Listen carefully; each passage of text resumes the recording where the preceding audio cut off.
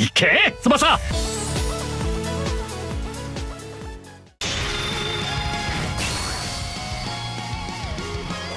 いただくぜ。俺が止める。突破してみせる。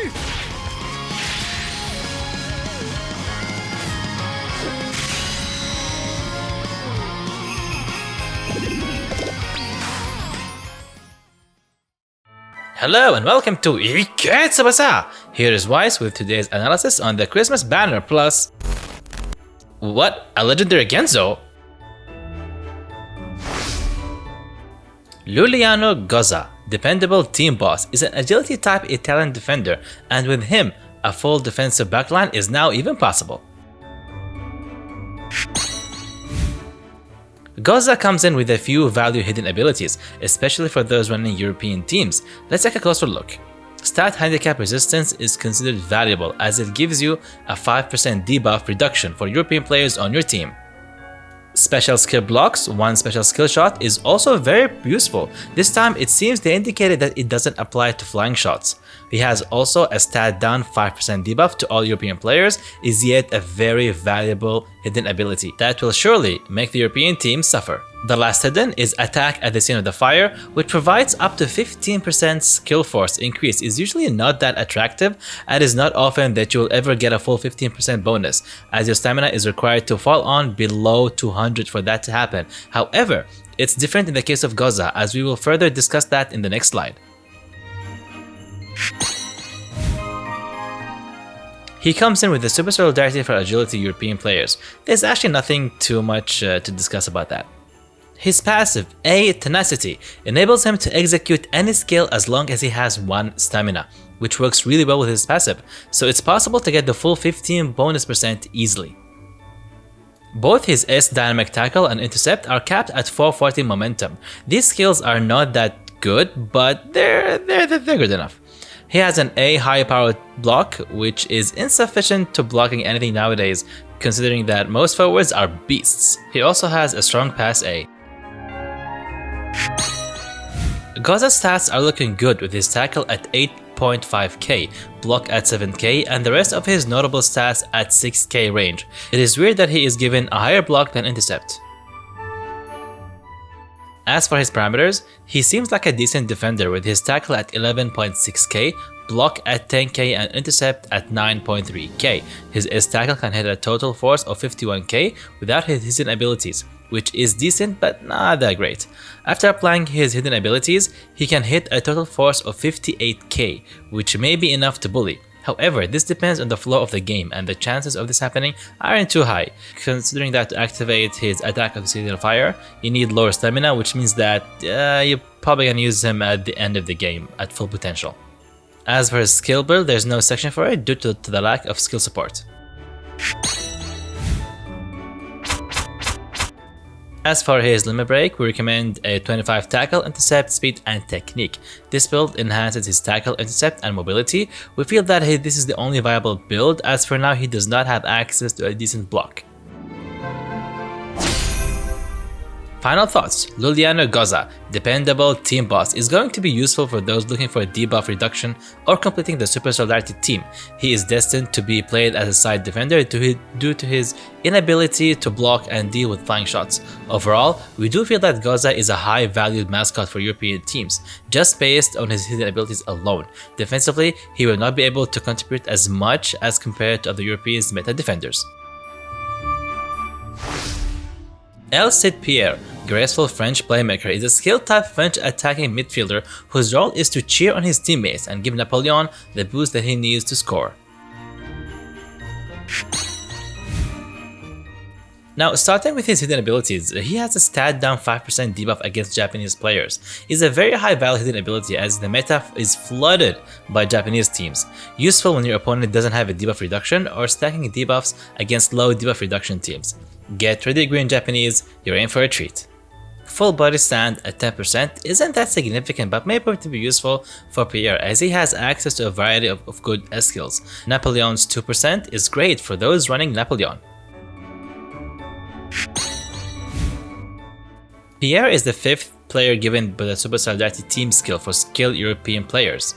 His passive, Ignore Player Type, means he will not suffer type disadvantage, but exactly how useful this is, we are not too sure. Let us know how you guys value the passive in the comment section. His main skill, Artistic Interception, is capped at 475 momentum, is extremely top tier, so do not hesitate to invest in it. As for his S slider shot, it's an easy decision to remove, as the momentum is way below par for an S rank shot. Also, Pierre is played here defensively rather than playing him offensively. Now, looking at his stats, it seems like Pierre is designed to be a utility player with his intercept and technique being more prominent at 7k range, supported by 6.5k dribble and pass. As for his parameters, his pass and intercept is above 10k, but other than that, there's nothing special about Pierre. His S interception can hit a total force of 50k and 55k with full body stand.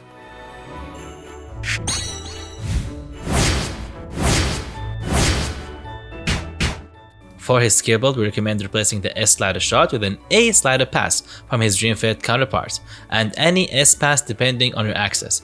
Consider also giving him an A artistic dribble, attack, and A Eiffel attack. Now, the S versions of all the above suggested skills can also be considered, as Pierre has quite a bit of stamina.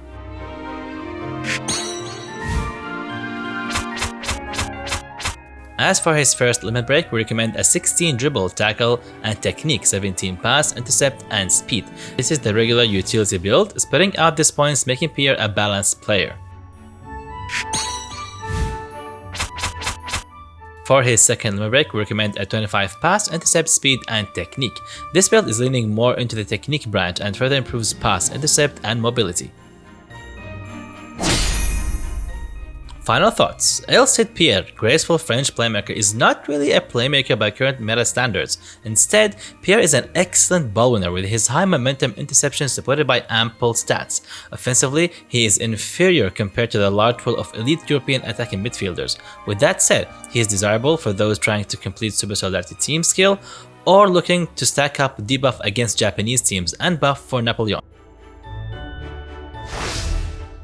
Manfred Vargas, child of Germanic spirit, is a toughness type German forward who's, let's say, is a kind of an okay to good support for German players.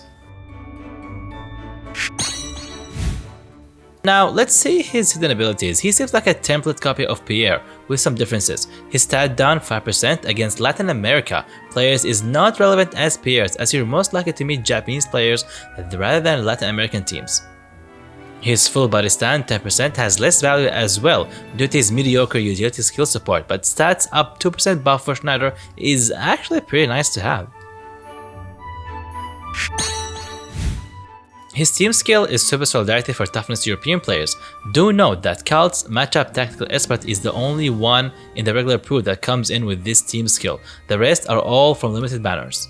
Margus' passive B Stamina Killer, which is increasing the opponent's stamina consumption by 15% in a matchup, is useful only if you're repeatedly utilizing him in an attack. His main S skill Germanic dribble at 420 momentum will work great on his Dream Fest counterpart, and his A teamwork combo is a pretty decent one too, but not that relevant to him.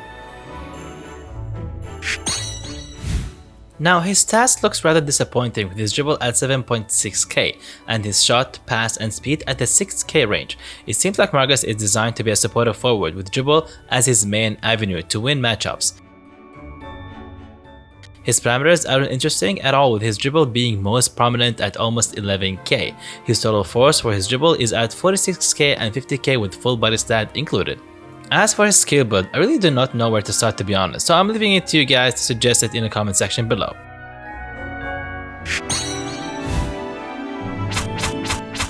There's kind of only one limit break that is good for Margus, which is 25 dribble pass speed technique. This build is only viable build as his only means to win matchups will be via his dribble, as his AAT teamwork combo is not likely to cut it. Final thoughts. Manfred Vargas, child of Germanic spirit, has a strong spirit but weak capabilities, as he may not have any impact or contribution outside of his hidden abilities. He is considered situational, as his forte is to debuff Latin Americans and provide a slight boost to Schneider. he is going to be predictable as he can only effectively dribble and he only offers no defensive values. Overall, Margus will struggle to get a starting point as both of his Dream Collection and Dream Fest counterparts are far more superior when it comes into scoring. However, he is still useful for those looking to complete Super Solidarity. Genzo Wakabayashi, Invincible SGGK, is a toughness type Japanese goalkeeper. The chance of getting him in the banner is as lowly as 0.1%, so good luck for those who's trying to get him. His team skill is actually not relevant, so we're gonna skip that. His passive non-flying shot killer 15% stat boost is an upgraded version from Dreamfest Xenos. The passive is the bane of all ground shooters, definitely a high value passive. His main skill S Perfect SGGK Catch is capped at 510 momentum, is the strongest catch in the game currently, but do take note that high stamina consumption. A SGGK Catch, the best A catch, also costs quite a bit of stamina, so stamina management will be a key for this card. As for his stats, he is extremely strong in catching, with his catch is at 10.4k, and in contrast, his punch is almost non-existent at 4.5k. With this card, Genzo is back at the #1 spot when it comes to catching. Without his passive, his PSGGK can hit a total force of 71k, close to Dreamfest Xeno with passive active. With passive applied, his catch hits 16.1k, and the total force of PSGK is soars at 82.2k. This figure is close to full body stand Mueller with windmill catch at 85k, so you can imagine how strong this Genzo is against ground ball shooters.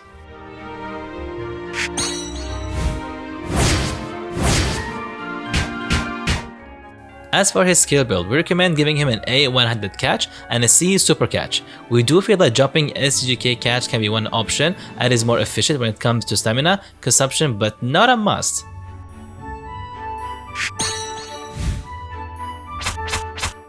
Now for his limit break, we recommend a 25 catch, power and technique. This is the catching power build, no other ways around to build him. Genzo Wakabayashi, Invincible SGGK, is quite invincible indeed when it comes to non-flying shots, but with the arrival of Xeno with the same passive a few months back, most high-level players have already invested in flying shots and might not find it as hard to score against him, as he is only rated normal for high and low balls.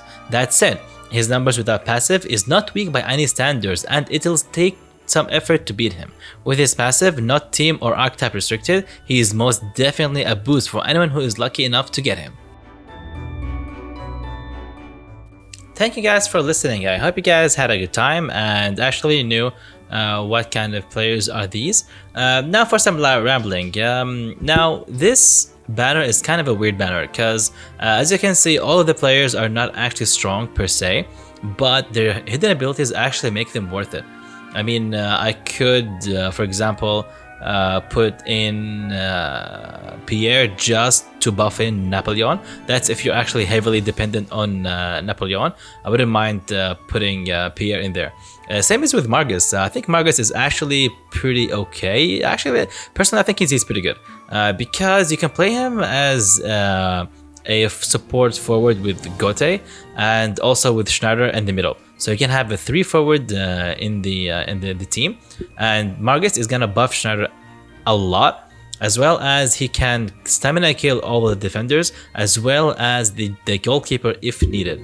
I kind of love how these giving us more of forward supports rather than forward scorers, because the scorers are so much in the game, but not much in the terms of support. So I kind of like where these are headed. Now for Genzo Wakabayashi, he's just strong, to be honest. That's about it. Also, one more thing. I like how Gozza is not that strong, because in the manga he actually wasn't that strong. He was playing for a local team and he didn't have that much abilities, but he was still okay, above okay, to be honest. And he actually, just spoilers to you guys, he's the one who taught Hyuga how to balance his playing, and that's why Hyuga actually likes him so much. So I'm thinking in the later futures, some collaboration between Gozza and Hyuga might actually appear. when Gozza has a hidden ability that supports Hyuga, or the other way around. Alright guys, that's just my rambling. I hope you guys have fun. See you guys and bye bye.